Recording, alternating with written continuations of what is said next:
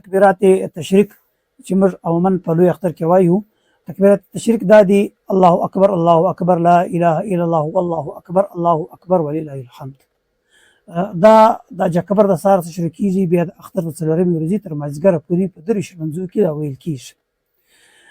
په 9 ذوالحجه څخه شروع کیږي بیا تر 14 ذوالحجه تر مازدیګره پورې دا ویل کیږي. په 2014 کې چې کوم لوی اختر روان وي په دې کې د منګل د سهار څخه شروع کیږي بیا د هفتې تر مازدیګره پورې ویل کیږي. د دې تکبیرات تشریک ویل دا واجب دي پر نر باندې هم پر ښځه باندې هم. نارینه به په زوره وایي ښځه به سوکه وایي. او دا تکبیرات تشریک د فرض لمانځه بعد به وایه د سنتو بعد به نه وایه نه به د نفل بعد وایه چې ما چې فرض دی وکړو فورا به وایه په زوره به وایه او زنانه به سوکه وایي.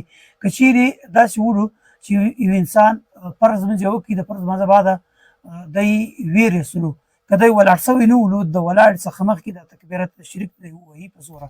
که چیرې داسې وړو چې ولاړ سوی هم نه ولو خو لیکن د یو چا سره خبره وکړه یو چا سره پوښتنه وکړه نو بیا به هم دی نشي ویلی ولې بیا فصل راغلی په مابین کې جراوالی راغلی. که چیرې بیا هم داسې وړو چې د ده څه ګسه ویرسلو نو د دې چې دی کفاره یو شی نشته بلکې دی به توبه او استغفار کوي.